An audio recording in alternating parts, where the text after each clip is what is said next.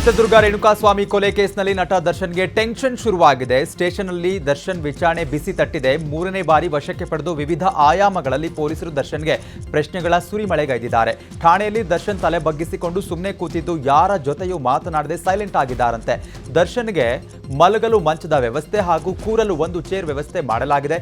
ಐಷಾರಾಮಿಯಾಗಿದ್ದ ದರ್ಶನ್ ಈಗ ಜೈಲಲ್ಲಿ ವಿಲವಿಲ ಒದ್ದಾಡುವಂತಾಗಿದೆ. ರೇಣುಕಾಸ್ವಾಮಿ ಕೊಲೆ ಬಳಿಕ ಶವ ಸಾಗಿಸೋಕೆ ದರ್ಶನ್ 30 ಲಕ್ಷ ಹಂಚಿದ್ದಾರೆ ಎಂಬ ಮಾಹಿತಿ ಇದೆ. A3 ಪವನ್ ಮನೆಯಲ್ಲಿ 5 ಲಕ್ಷ, A17 ನಿಖಿಲ್ ಮನೆಯಲ್ಲಿ 5 ಲಕ್ಷ ಪತ್ತೆಯಾಗಿದೆ. ಹಾಗೇನೆ A15 ಕಾರ್ತಿಕ್ ಮನೆಯಲ್ಲಿ 5 ಲಕ್ಷ ಹಾಗೂ A4 ರಾಘವೇಂದ್ರ ಮನೆಯಲ್ಲಿ 4.40 ಲಕ್ಷ ಜಪ್ತಿ ಮಾಡಲಾಗಿದೆ. ಆದರೆ A16 ಕೇಶವಮೂರ್ತಿಗೆ ಕೊಟ್ಟಿದ್ರು ಎನ್ನಲಾದಂಥ 5 ಲಕ್ಷ ಪತ್ತೆ ಆಗಿಲ್ಲ. ರೇಣುಕಾಸ್ವಾಮಿ ಕೊಲೆ ಕೇಸ್ನಲ್ಲಿ ದರ್ಶನ್ ಅಂಡ್ ಗ್ಯಾಂಗ್ ಹಲ್ಲೆ ಮಾಡಿದ ದೃಶ್ಯವೇ ಪ್ರಮುಖವಾಗಲಿದೆ. ಇದೇ ನಿಟ್ಟಿನಲ್ಲಿ ತನಿಖೆ ಮುಂದುವರೆದಿದೆ. A10 ಆರೋಪಿ ವಿನಯ್ ಮೊಬೈಲ್ನಲ್ಲಿ ಒಂದು ವಿಡಿಯೋ ಇದೆ. ಒಬ್ಬ ವ್ಯಕ್ತಿ ಈ ವಿಡಿಯೋವನ್ನ ವಿನಯ್ಗೆ ಕಳಿಸಿದ. ಆ ವಿಡಿಯೋ ಏನ್ ಅನ್ನೋದೇ ಇದೀಗ ಕುತೂಹಲಕಾರಿಯಾಗಿದೆ. ಅದು ಹಲ್ಲೆಯ ವಿಡಿಯೋವಾ ಅಥವಾ ಹಲ್ಲೆ ವಿಡಿಯೋ ಆಗಿದ್ರೆ ಅದು ದರ್ಶನ್ ಹೊಡೆದಿದ್ದಾರಾ? ಹೀಗೆ ಹತ್ತಾರು ಚರ್ಚೆಗಳು ಇದೀಗ ಶುರುವಾಗಿದೆ. ಚಿತ್ರದುರ್ಗ ರೇಣುಕಾಸ್ವಾಮಿ ಕೊಲೆ ಕೇಸ್ನಲ್ಲಿ ನಟ ದರ್ಶನ್ಗೆ ಖಾಕಿ ಡ್ರಿಲ್ ಮಾಡ್ತಾ ಇದೆ. ಮೂರನೇ ಬಾರಿ ಪೊಲೀಸರ ಕಸ್ಟಡಿಯಲ್ಲಿ ದರ್ಶನ್ ಇದ್ದು ಕಾಮಾಕ್ಷಿಪಾಳ್ಯ ಪೊಲೀಸರು ತನಿಖೆಯನ್ನು ಮುಂದುವರೆಸಿದ್ದಾರೆ. ದರ್ಶನ್, ವಿನಯ್, ಧನ್ರಾಜ್, ಪ್ರದೂಷ್ಗೆ ಪೊಲೀಸರು ತನಿಖೆಯನ್ನು ಮಾಡ್ತಿದ್ದಾರೆ. 4 ವಿರುದ್ಧ ಸಾಕ್ಷ್ಯಗಳನ್ನು ಪೊಲೀಸರು ಕಲೆ ಹಾಕ್ತಿದ್ದಾರೆ. ರೇಣುಕಾಸ್ವಾಮಿಗೆ ಧನ್ರಾಜ್ ಎಲೆಕ್ಟ್ರಾನಿಕ್ ಡಿವೈಸ್ನಿಂದ ಕರೆಂಟ್ ಶಾಕ್ ಕೊಟ್ಟಿದ್ದು, ಈ ಬಗ್ಗೆ ಧನ್ರಾಜ್ಗೆ ಪೊಲೀಸರು ಪ್ರಶ್ನೆಗಳನ್ನು ಕೇಳ್ತಿದ್ದಾರೆ. ಇನ್ನು ದರ್ಶನ್ ಪರ ಸಿವಿ ನಾಗೇಶ್ ವಾದ ಮಾಡಲಿದ್ದಾರೆ. ಸೋಮವಾರ ದರ್ಶನ್ ಜಾಮೀನು ಕೋರಿ ಅರ್ಜಿ ಸಲ್ಲಿಸಲಿದ್ದು, ಜಾಮೀನು ಅರ್ಜಿ ಸಲ್ಲಿಕೆ ಬಳಿಕ ವಾದ ಮಂಡಿಸಲಿದ್ದಾರೆ. ದರ್ಶನ್ ಪರ ವಕೀಲರು ಜಾಮೀನು ಅರ್ಜಿ ಸಲ್ಲಿಕೆ ಮಾಡಲಿದ್ದಾರೆ.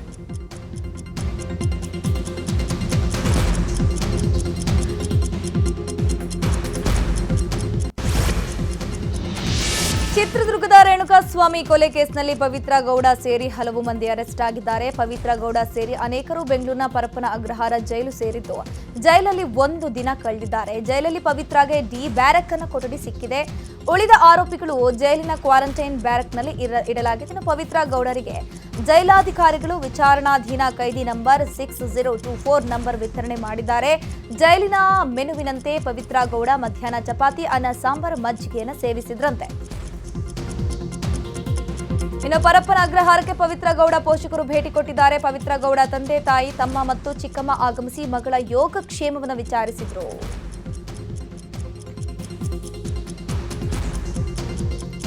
ಇನ್ನು ಮಾಧ್ಯಮಗಳ ಕ್ಯಾಮೆರಾ ಕಂಡು ಪವಿತ್ರ ಗೌಡ ಸಹೋದರ ಗರಂ ಆಗಿದ್ದಾನೆ. ನಿಮ್ಗೆ ಮಾಡೋದ ಕೆಲಸ ಇಲ್ವಾ ಅಂತ ಧಿಮಾಕ್ ತೋರಿಸಿದ್ದಾನೆ. ಕೊಲೆ ಕೇಸ್ನಲ್ಲಿ ಜೈಲು ಸೇರಿರುವ ಅಕ್ಕ ಸೈಲೆಂಟ್ ಆಗಿದ್ದು, ಜೈಲಿನ ಹೊರಗಡೆ ತಮ್ಮ ಫುಲ್ ವೈಲೆಂಟ್ ಆಗಿದ್ದಾನೆ.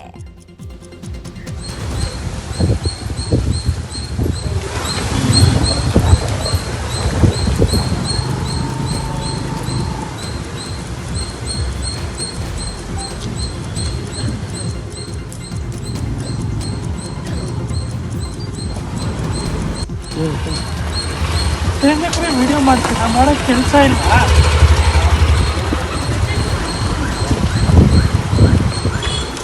ಮಾಡೋಕ್ಕೆ ಕೆಲಸ ಇಲ್ಲ ನಿಮ್ಗೆಲ್ಲ. ವಿಡಿಯೋ ಮಾಡ್ತೀರಾ? ಮಾಡೋಕ್ಕೆ ಕೆಲಸ ಇಲ್ಲ.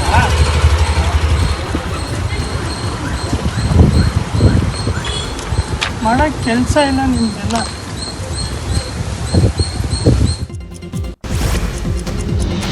ಚಿತ್ರದುರ್ಗ ರೇಣುಕಾಸ್ವಾಮಿ ಕೊಲೆ ಕೇಸ್ನಲ್ಲಿ ನಟ ದರ್ಶನ್ಗೆ ಖಾಕಿ ಡ್ರಿಲ್ ಮಾಡ್ತಾ ಇದೆ. ಮೂರನೇ ಬಾರಿ ಪೊಲೀಸರ ಕಸ್ಟಡಿಯಲ್ಲಿ ದರ್ಶನ್ ಇದ್ದು ಕಾಮಾಕ್ಷಿಪಾಳ್ಯ ಪೊಲೀಸರು ತನಿಖೆಯನ್ನು ಮುಂದುವರೆಸಿದ್ದಾರೆ. ಇದರ ನಡುವೆಯೇ ರೇಣುಕಾಸ್ವಾಮಿ ಕೊಲೆ ಪ್ರಕರಣದ ಬಗ್ಗೆ ಪ್ರತಿಕ್ರಿಯೆ ನೀಡಿರುವಂತಹ ಮಧುರು ಶಾಸಕ ಉದಯ್ ಗೌಡ ಅವರು ಕ್ಲೀನ್ ಚೀಟ್ ನೀಡುವ ರೀತಿ ಹೇಳಿಕೆಯನ್ನು ಕೊಟ್ಟಿದ್ದಾರೆ. ನಟ ದರ್ಶನ್ ಕೃತ್ಯದ ಸಮರ್ಥನೆಗೆ ಮುಂದಾಗಿದ್ದಾರೆ. ಶಾಸಕ ಉದಯ್ ಗೌಡ ಅವರು ದರ್ಶನ್ಗೆ ಸ್ವಲ್ಪ ಮುಂಗೋಪ ಸಿಟ್ಟು ಜಾಸ್ತಿ, ಆದರೆ ಕೊಲೆ ಮಾಡುವವನಲ್ಲ. ಆತ ಅಭಿಮಾನಿಗಳ ಬಳಿ, ಮಾಧ್ಯಮದವರ ಬಳಿ ಸ್ವಲ್ಪ ಮುಂಗೋಪದಿಂದ ಮಾತನಾಡ್ತಾನೆ ಅಷ್ಟೇ.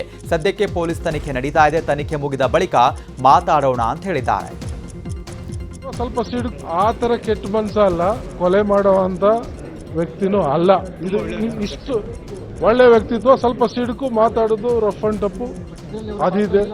ಅಲಿಗೇಷನ್ ಆಗಿದೆ, ತನಿಖೆ ಆಗ್ತಾ ಇದೆ, ಕಸ್ಟಡಿ ಕೇಳಿದ್ದಾರೆ, ಅದು ತನಿಖೆ ಮಾಡ್ತಿದ್ದಾರೆ. ಮಾತಾಡೋದು ಇದು ಸಿಡ್ಕ, ನಿಮ್ಮ ಹತ್ರನೂ ಮಾತಾಡೋದು ಸ್ವಲ್ಪ ಹಂಗೆ ಮಾತಾಡೋದು. ಅದು ಬಿಟ್ರೆ ಕೊಲೆಗಡಕ ಆ ಥರ ಬುದ್ಧಿ ಇಲ್ಲ, ಇಷ್ಟಂತೂ ಸತ್ಯ. ನಟ ದರ್ಶನ್ ಬಗ್ಗೆ ಲಹರಿ ಸಂಸ್ಥೆಯ ಬೇಲು ನ್ಯೂಸ್ 18 ಜೊತೆ ಮಾತನಾಡಿದ್ದಾರೆ. ಮೈಸೂರಿನಲ್ಲಿ ಮಾತನಾಡಿದ ಬೇಲು, ಹೆಣ್ಣು ಹೊನ್ನು ಮಣ್ಣುಗೋಸ್ಕರ ಹೋರಾಟ ಮೆರೆಯಬಾರದು. ಇಂದಿನ ದರ್ಶನ್ಗೂ ಅಂದಿನ ದರ್ಶನ್ಗೂ ಅಜಗಜಾಂತರ ವ್ಯತ್ಯಾಸವಿದೆ. ಸೆಲೆಬ್ರಿಟಿ ಆಗಲಿ ರಾಜಕಾರಣಿಗಳೇ ಆಗಲಿ ಸಮಾಜದಲ್ಲಿ ಉನ್ನತ ಮಟ್ಟದಲ್ಲಿ ಇದ್ದಾಗ ಮಾದರಿಯಾಗಿರಬೇಕು. ಮಾನ ಮರ್ಯಾದೆ ಭಯ ಭಕ್ತಿ ಇಟ್ಕೊಂಡು ಬದುಕನ್ನು ನಡೆಸಬೇಕು. ದುಡ್ಡು ಕೀರ್ತಿ ಎಲ್ಲವೂ ಬರಬಹುದು, ಆದರೆ ಯಾವುದೂ ಕೂಡ ಶಾಶ್ವತ ಅಲ್ಲ. ಸತ್ತ ಮೇಲೆ ಜನ ಬರ್ತಾರಲ್ಲ ಅದೇ ಆಸ್ತಿ ಅಂತ ಹೇಳಿದ್ರು. ಇವತ್ತಿದ್ದೀನಿ, ಸಂಜೆ ಇರ್ತೀನೋ ಗೊತ್ತಿಲ್ಲ, ಅದು ಗೊತ್ತು. ಆ ನಗ್ನ ಸತ್ಯ ಗೊತ್ತಿದ್ರೂ ಕೂಡ ನಾವು ಮೆರಿಬಾರ್ದು ಸರ್. ಬೇಕಾಗಿಲ್ಲ ಸರ್. ಏನು ತೊಗೊಂಡೋಗ್ತೀವಿ ನಾವು ಹೋಗುವಾಗ? ಇಲ್ಲ ಬೆಂಕಿ, ಇಲ್ಲ ಮಣ್ಣು, ಎರಡೇ. ಹೆಣ್ಣು ಮಣ್ಣು ಮಣ್ಣು ಮೂರಕ್ಕೋಸ್ಕರ ಅಲ್ವ ಇಷ್ಟು ನಾವು ಹೊಡೆದಾಡೋದು. ಇದಾದ್ರೆ ಶಾಶ್ವತನ ತೊಗೊಂಡೋಗ್ತೀವ? ಮೂರು ಬಿಟ್ಟೋಗ್ತೀವಿ. ಬಟ್ ಮೂರು ಬಿಟ್ಟೋರಂಗೆ ನಡ್ಕೊಬೇಡಿ. ಮಾನ ಮರ್ಯಾದೆ ಏನಿದೆಯಲ್ಲ ಎಲ್ಲ ಇಟ್ಕೊಂಡು ಬದುಕಿ.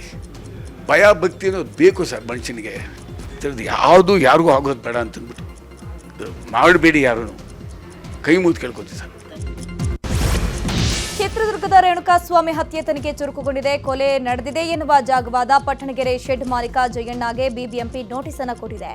2008ರಿಂದ 2024 ಅಂದ್ರೆ ಒಟ್ಟು 16 ವರ್ಷಗಳಿಂದ ಶೆಡ್ ಮಾಲೀಕ ಜಯಣ್ಣಗೆ ನೋಟಿಸ್ ಕೊಟ್ಟಿದ್ದಾರೆ. ತೆರಿಗೆ ಪಾವತಿ ಯಾಕೆ ಮಾಡಿಲ್ಲ, ಉತ್ತರವನ್ನು ಕೊಡಿ ಅಂತ ಹೇಳಿದ್ದಾರೆ. ಇದೀಗ ಪ್ರಕರಣ ಸಂಬಂಧ ಅಧಿಕಾರಿಗಳ ವಿರುದ್ಧ ತನಿಖೆಗೆ ಬಿಬಿಎಂಪಿ ಮುಂದಾಗಿದೆ. ಬಿಬಿಎಂಪಿ ಆಡಳಿತಾಧಿಕಾರಿ ಉಮಾಶಂಕರ್ ರಿಂದ ಅಧಿಕಾರಿಗಳ ಅಡ್ಜಸ್ಟ್ಮೆಂಟ್ ಬಗ್ಗೆ ತನಿಖೆ ನಡೆಸುವಂತೆ ಬಿಬಿಎಂಪಿ ಕಂದಾಯ ವಿಶೇಷ ಆಯುಕ್ತ ಮನೀಶ್ ಮೌದ್ಗಿಲ್ಗೆ ಸೂಚನೆಯನ್ನು ಕೊಟ್ಟಿರುವಂತದ್ದು. ಇಷ್ಟು ವರ್ಷಗಳ ಕಾಲ ನಗರದ ಪ್ರತಿಷ್ಠಿತ ಏರಿಯಾದಲ್ಲಿ ಇಷ್ಟೊಂದು ದೊಡ್ಡ ಜಾಗಕ್ಕೆ ತೆರಿಗೆ ಕಟ್ಟದೆ ಇದ್ದಿದ್ದು ಹೇಗೆ? ಆರ್ಆರ್ ನಗರ ಕಂದಾಯ ಅಧಿಕಾರಿಗಳ ಮೇಲೆ ಈ ಸಂಬಂಧ ತನಿಖೆ ಮಾಡುವಂತೆ ಸೂಚನೆಯನ್ನು ಕೊಟ್ಟಿದ್ದಾರೆ. ಸಂಬಂಧಪಟ್ಟ ವಿಶೇಷ ಆಯುಕ್ತರು ಯಾಕೆ ಕಟ್ಟಲಿಲ್ಲ, ಅವ್ರಿಗೆ ನೋಟಿಸ್ ಕೊಟ್ಟಿದ್ದಾರಾ, ನೋಟಿಸ್ ಕೊಟ್ಟಿರಲಿಲ್ವಾ, ಅಥವಾ ಯಾರಾದರೂ ಅವ್ರ ಜೊತೆಗೆ ಸೇರ್ಕೊಂಡಿದ್ದಾರಾ ಲೋಕಲ್ ಅಫಿಷಿಯಲ್ಸ್ ಅಂತ ಹೇಳಿ ಅದನ್ನು ಕೂಡ ತನಿಖೆ ಮಾಡ್ತಿದ್ದಾರೆ. ಅಲ್ಲ, ಸ್ಪೆಷಲ್ ಕಮಿಷನರ್ ತೆರಿಗೆಗೇ ನಮ್ಮಲ್ಲಿ ಈಗ ಆದಾಯಕ್ಕೆ ಕಂದಾಯ, ಅದು ಹೆಸರು ರೆವಿನ್ಯೂ ಅಂತ ಹೇಳ್ತಾರೆ, ಕಂದಾಯ ವಿಶೇಷ ಆಯುಕ್ತರು ಅದನ್ನು ನೋಡ್ತಿದ್ದಾರೆ. ಎಲ್ಲೆಲ್ಲಿ ಈ ರೀತಿ ವರ್ಷಗಟ್ಟಲೆ ದಶಕಗಟ್ಟಲೆ ಟ್ಯಾಕ್ಸ್ ಕಟ್ಟಿಲ್ಲ ಅಥವಾ ವಸೂಲಿ ಮಾಡಿಲ್ಲ ಅಥವಾ ಅವ್ರಿಗೆ ನಾವು ಏನೂ ನೋಟಿಸು ಕೊಟ್ಟಿಲ್ಲ ಅಂತ ಎಲ್ಲ ಅಧಿಕಾರಿಗಳ ಮೇಲೆ ನಾವು ಕ್ರಮ. ನಟ ದರ್ಶನ್ ಕೇಸ್ನಲ್ಲಿ ಸಿಕ್ಕಾಕೊಂಡಿರುವ ಮೇಲೆ ಬಹುತೇಕ ನಟ ನಟಿಯರು ಯಾರು ಕೂಡ ಮಾತನಾಡ್ತಿಲ್ಲ. ಅವರ ಆಪ್ತ ವಲಯದಲ್ಲಿದ್ದಂಥ ಸ್ನೇಹಿತರು ಕೂಡ ಯಾರು ಬಾಯಿ ಬಿಡ್ತಾ ಇಲ್ಲ. ಇವತ್ತು ನಟ ದರ್ಶನ್ ಕೊಲೆ ಕೇಸ್ ಬಗ್ಗೆ ನಟ ಶರಣ್ ಅವರನ್ನ ನ್ಯೂಸ್ 18 ಮಾತನಾಡಿಸುವ ಪ್ರಯತ್ನ ಮಾಡ್ತು. ಆದರೆ ಶರಣ್ ಯಾವುದೇ ಪ್ರತಿಕ್ರಿಯೆ ಕೊಡದೆ ಹೋದ್ರು.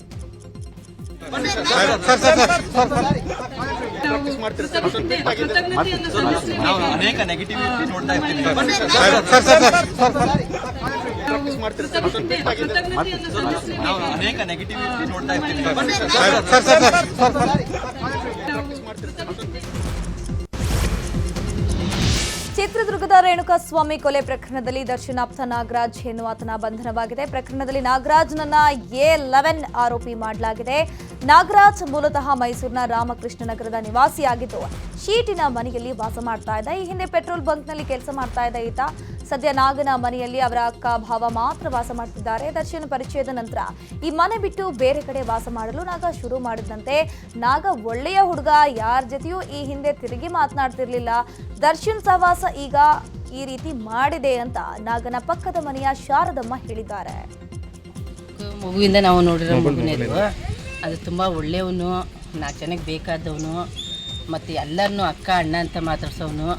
ಅಂಥ ಕೆಟ್ಟ ಬುದ್ಧಿ ಅಂತೂ ಇರಲಿಲ್ಲ. ಏನೋ ದರ್ಶನ್ ಅವ್ರ ಜೊತೆ ಇದ್ದ, ಏನೋ ದೊಡ್ಡವ್ರ ಜೊತೆ ಇದ್ದು ನನಗೊಂಥರ ದೊಡ್ಡದು ಇದಾಯ್ತು ಅಂತ ಪಾಪ ಮಾಡ್ದ. ಅದು ಏನಾಯಿತು ಅನ್ನೋದು ಪಾಪ. ಅಂದರೆ ಇವರು ದರ್ಶನ್ ಅವ್ರ ಜೊತೆ ಸೇರಿದಕ್ಕೆ ಹಿಂಗಾಗಿತ್ತು ಅಂತ? ಹೌದು. ಅವನು ಇನ್ನೊಬ್ಬರಿಗೆ ಆಮೇಲೆ ಒಂಥರ ಅವನು ಬೇರೆಯವ್ರಿಗೆಲ್ಲ ಹಂಗೆಲ್ಲ ಮಾತಾಡಲ್ಲ. ಅದೇ ಚಿಕ್ಕ ಮನೆ, ಅವನು ಹೆಂಡ್ತಿ ಜೊತೆ ಅವ್ರ ಅಮ್ಮನ ಕರ್ಕೊಂಡು ಬೆಂಗಳೂರಲ್ಲಿ ಇರೋದು. ನೀವು ನೋಡ್ದಂಗೆ ಒಳ್ಳೆ ಹುಡುಗ ಹಂಗೆ ಅಂತ? ತುಂಬ ಒಳ್ಳೆ ಹುಡುಗ. ಈಗ ಸವಾಸ ದೋಷ ಹಂಗಾಗಿ, ಸವಾಸ ದೋಷದಿಂದ ಹಂಗಾಗಿರೋದು. ಅದು ಈಗಲೇ ನಾಗ ಅಂತ ನಮ್ಗೆ ಬಂದ ಮೇಲೆ ನಮಗೇನೆ ಅರ್ಥ ಆದಂಗಾಯ್ತು. ಅವ್ನ ತಲೆ ಹಿಂಗೆ ಇಳಿದ್ರು ತಲೆ ಮೇಕೆತ್ತಲ್ಲ ಹುಡುಗ ಅಂತ ಹುಡುಗ. ನಟ ದರ್ಶನ್ ಮತ್ತೆ ಪೊಲೀಸ್ ಕಸ್ಟಡಿ ವಿಚಾರಕ್ಕೆ ಸಂಬಂಧಪಟ್ಟಂತೆ ಗೃಹ ಸಚಿವ ಡಾಕ್ಟರ್ ಜಿ ಪರಮೇಶ್ವರ್ ಮಾತನಾಡಿದ್ದಾರೆ. ಬೆಂಗಳೂರಿನಲ್ಲಿ ಮಾತನಾಡಿದ ಅವರು, ದರ್ಶನ್ ಸೇರಿ 4 ಜನರನ್ನ 1 ವಾರ ಕಸ್ಟಡಿಗೆ ಕೇಳಿದ್ರು, ಆದರೆ 2 ದಿನ ಕೊಟ್ಟಿದ್ದಾರೆ. ಅಷ್ಟರಲ್ಲಿ ವಿಚಾರಣೆ ಮುಗಿದ್ರೆ ಜೈಸಿಗೆ ಕೊಡ್ತಾರೆ ಅಂತ ಹೇಳಿದ್ದಾರೆ. ಇನ್ನು ದರ್ಶನ್ ಆ್ಯಂಡ್ ಟೀಮ್ಗೆ ಜೈಲಲ್ಲಿ ಸ್ಪೆಷಲ್ ಟ್ರೀಟ್ ವಿಚಾರಕ್ಕೂ ಪ್ರತಿಕ್ರಿಯಿಸಿದ ಅವರು, ಕೆಲವು ಬಾರಿ ಇದು ಸತ್ಯ ಇರಬಹುದು. ಹಿಂದೆ ಫೋನ್ ಜೊತೆಗೆ ಒಂದಿಷ್ಟು ವಸ್ತು ಸಿಕ್ಕಿದ್ವು. ಯಾರು ಜೈಲರ್ ಇರ್ತಾರೆ ಅದನ್ನ ರೆಗ್ಯುಲೇಟ್ ಮಾಡ್ತಾರೆ ಅಂತ ಹೇಳಿದ್ದಾರೆ. ಅಲ್ಲ, ಅದು ಈಗ ದರ್ಶನ್ ಅವರನ್ನು ಮತ್ತು ಇನ್ನೂ 4 ಜನರನ್ನು ಕಸ್ಟಡಿಗೆ ಇನ್ನೂ 1 ವಾರ ಕೊಡಿ ಅಂತ ಕೇಳಿದರು. ಅವರು 2 ದಿವಸ ಕೊಟ್ಟಿದ್ದಾರೆ. ಅದಾದ ಮೇಲೆ ಅಷ್ಟರವರೆಗೆ ಅವರ ಇನ್ವೆಸ್ಟಿಗೇಷನ್ ಮುಗಿದ್ರೆ ಅವರನ್ನು ಜುಡಿಷಿಯಲ್ ಕಸ್ಟಡಿಗೆ ಕೊಡ್ತಾರೆ. ಈಗ ಪೊಲೀಸ್ ಕಸ್ಟಡಿಗೆ 4 ಜನ, ಮಿಕ್ಕವ್ರನ್ನೆಲ್ಲ ಜುಡಿಷಿಯಲ್ ಕಸ್ಟಡಿನಲ್ಲಿ ಇದ್ದಾರೆ. ಯಾವಾಗಲೂ ಕೂಡ ಇದನ್ನು ಕಾಮನ್ನಾಗಿ ನಾವು ಕೇಳ್ತಾ ಇರ್ತೀವಿ, ಜೈಲಿನಲ್ಲಿ ಅದು ಸಿಗುತ್ತೆ ಇದು ಸಿಗುತ್ತೆ ಅಂತ ಹೇಳ್ತಾ ಇರ್ತೀರಿ. ಕೆಲವು ಸಂದರ್ಭದಲ್ಲಿ ಸತ್ಯನೂ ಇರ್ಬೋದು, ಇಲ್ಲ ಅಂತ ನಾನು ಹೇಳೋದಿಲ್ಲ. ಏಕೆಂದರೆ ಫೋನ್ಗಳು ಸಿಕ್ಕಿದೆ, ಆಮೇಲೆ ಬೇರೆ ಬೇರೆ ವಸ್ತುಗಳು ಸಿಕ್ಕಿದ್ದಾವೆ. ಅದನ್ನೆಲ್ಲ ಹಿಂದೆ ಎಲ್ಲ ಯಾರು ಜೈಲರ್ ಇರ್ತಾರೆ ಅಥವಾ ಜೈಲು ಮುಖ್ಯಸ್ಥರು ಇರ್ತಾರೆ, ಅವೆಲ್ಲ ರೆಗ್ಯುಲೇಟ್ ಮಾಡ್ತಾರೆ. ಅದೆಲ್ಲ ನಾವು ಒಂದೊಂದು ಸಾರಿ ಕಣ್ ತಪ್ಪಿಸಿ ತೊಗೊಂಡು ಹೋಗ್ತಕ್ಕಂಥದ್ದು ಆಗುತ್ತೆ. ಅಂಥದ್ದೇನಾದರೂ ಅವ್ರಿಗೆ ನಾವು ಮೊದಲೇ ಸೂಚನೆ ಕೊಟ್ಟಿರ್ತೇವೆ. ನಾವು ಅಂಥದ್ದೆಲ್ಲ ಎಚ್ಚರಿಕೆ. ಮಂಡ್ಯದಲ್ಲಿ ದರ್ಶನ್ನ ಮಹಿಳಾ ಅಭಿಮಾನಿ ವಿರುದ್ಧ ದೂರು ದಾಖಲಿಸಲಾಗಿದೆ. ಕೇಂದ್ರ ಸಚಿವ ಎಚ್.ಡಿ. ಕುಮಾರಸ್ವಾಮಿ ಬಗ್ಗೆ ಅಭಿಮಾನಿಯೊಬ್ಬಳು ನಾಲಿಗೆಯನ್ನು ಹರಿಬಿಟ್ಟಿದ್ಲು. ಮಂಗಳ ಎಂಬುವವಳು ಸಾಮಾಜಿಕ ಜಾಲತಾಣದಲ್ಲಿ ಕೇಂದ್ರ ಸಚಿವ ಎಚ್.ಡಿ.ಕೆ ವಿರುದ್ಧ ಅವಾಚ್ಯ ಶಬ್ದಗಳಿಂದ ನಿಂದಿಸಿದ್ಲು. ಮಂಗಳ ಎಂಬಾಕೆ ಮೇಲೆ ಜೆಡಿಎಸ್ನ ತಾಲೂಕು ಘಟಕದ ಅಧ್ಯಕ್ಷ ಜಾನಕಿ ರಾಮ್ ಕೆಆರ್ಪೇಟೆ ಟೌನ್ ಪೊಲೀಸ್ ಠಾಣೆಗೆ ದೂರನ್ನು ಕೊಟ್ಟಿದ್ದಾರೆ. ಮಹಿಳೆ ವಿರುದ್ಧ ಎಫ್ಐಆರ್ ದಾಖಲಿಸಿ ಬಂಧಿಸುವಂತೆ ಆಗ್ರಹಿಸಿದ್ದಾರೆ. ಪರಪ್ಪನ ಅಗ್ರಹಾರ ಜೈಲಿನಲ್ಲಿದ್ದ ಅತ್ಯಾಚಾರ ಆರೋಪಿ ಪ್ರಜ್ವಲ್ ರೇವಣ್ಣನನ್ನ ಬಾಡಿ ವಾರೆಂಟ್ ಮೇಲೆ ಬೆಂಗಳೂರಿನಿಂದ ಹಾಸನಕ್ಕೆ ಕರೆದೊಯ್ದು ಮಹಜರು ಮಾಡಲಾಗಿದೆ.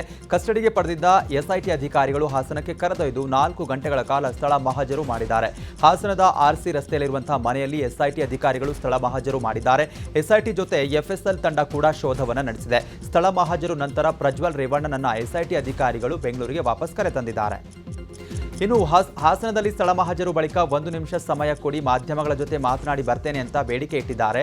ಪ್ರಜ್ವಲ್ ಬೇಡಿಕೆಗೆ ಎಸ್ಐಟಿ ಅಧಿಕಾರಿಗಳು ಆಕ್ಷೇಪ ವ್ಯಕ್ತಪಡಿಸಿ, ನೀವು ಆರೋಪಿ, ಮಾಧ್ಯಮಗಳ ಎದುರು ಹೋಗೋ ಹಾಗಿಲ್ಲ ಅಂತ ಎಸ್ಐಟಿ ಟೀಮ್ ತಡೆದು ಪ್ರಜ್ವಲ್ರನ್ನ ಕವರ್ ಮಾಡಿ ಜೀಪ್ ಹತ್ತಿಸಿ ಬೆಂಗಳೂರಿಗೆ ಕರೆತಂದಿದ್ದಾರೆ.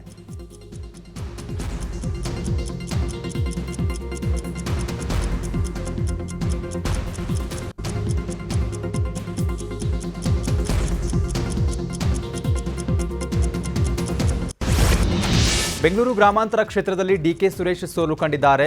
ಮಾಗಡಿಯ ಅಗಲಕೋಟೆ ಕಾರ್ಯಕ್ರಮದಲ್ಲಿ ಶಾಸಕ ಎಚ್.ಸಿ. ಬಾಲಕೃಷ್ಣ ಬೇಸರ ವ್ಯಕ್ತಪಡಿಸಿದ್ದಾರೆ. ಕೆಲಸ ಮಾಡಿದವರನ್ನ ಜನರು ನೆನೆಯಲ್ಲ. ಡಿಕೆ ಸುರೇಶ್ ಅಷ್ಟು ಕೆಲಸ ಮಾಡಿದ್ರು, ಆದರೆ ಸೋತ್ರು. ಅವರು ಮಾಜಿ ಆಗಿದ್ರೂ ಸಹ ಜಿಲ್ಲೆಯ ಅಭಿವೃದ್ಧಿಗಾಗಿ ದುಡಿತಿದ್ದಾರೆ ಅಂತ ಬೇಸರವನ್ನು ವ್ಯಕ್ತಪಡಿಸಿದರು.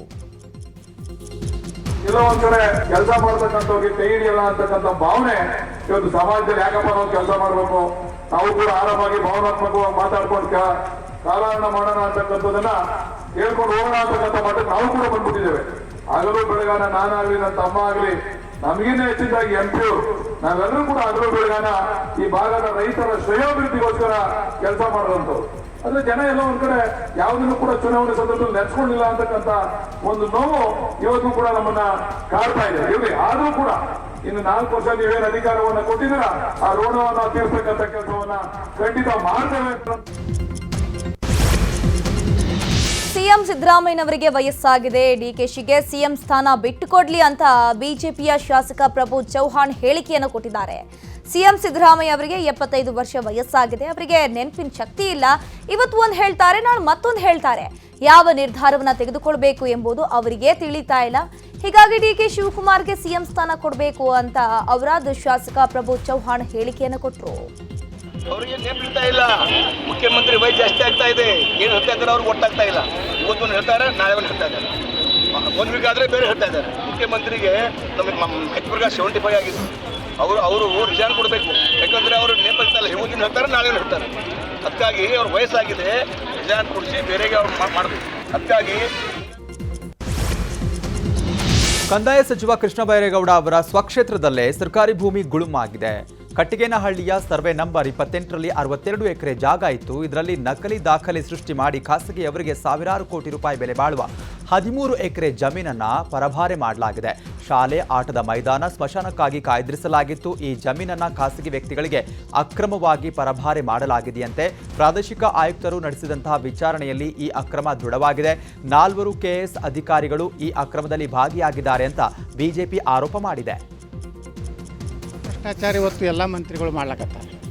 ನಿನ್ನೆ ಬೆಂಗಳೂರಿನಲ್ಲಿ ಸಾವಿರಾರು ಕೋಟಿ ರೂಪಾಯಿ ಆಸ್ತಿ ಬೇನಾಮಿಯಾಗಿ 2 ಮಂತ್ರಿಗಳು ಇವತ್ತು ಆ ಆಸ್ತಿಯನ್ನು ಯಾರು ಕಂದಾಯ ಮಂತ್ರಿಗಳ ವಿಧಾನಸಭಾ ಕ್ಷೇತ್ರದಲ್ಲೇ ಸುಮಾರು 13 ಎಕರೆ ಮತ್ತು 7 ಎಕರೆ ಖರಾಬ ತಳಿಯನ್ನು ಸುಮಾರು 20 ಎಕರೆ ಜಮೀನನ್ನು 2 ಮಂತ್ರಿಗಳ ನೇತೃತ್ವದಲ್ಲಿ ಇವತ್ತು ಎಲ್ಲ ಅಕ್ರಮ ಕಾನೂನು ಇದನ್ನು ಮಾಡಿ ಇವತ್ತು ಕಾಗದ ಪತ್ರಗಳನ್ನು ರೆಡಿ ಮಾಡಿ ಇವತ್ತು ಇದು ಏನದ ಅದನ್ನು ಜಮೀನನ್ನು ಕಬಳಿಸಿದ್ದಾರೆ.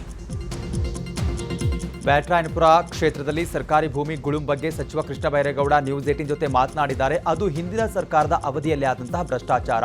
ಬಿಜೆಪಿ ಸರ್ಕಾರದ ಅವಧಿಯಲ್ಲೇ ಹಗರಣ ನಡೆದಿದೆ. ಇದೀಗ ಸರ್ಕಾರಿ ಭೂಮಿಯನ್ನು ವಶಕ್ಕೆ ಪಡೆಯಲಾಗಿದೆ ಅಂತ ಹೇಳಿದ್ದಾರೆ. ಈ ಹಿಂದೆ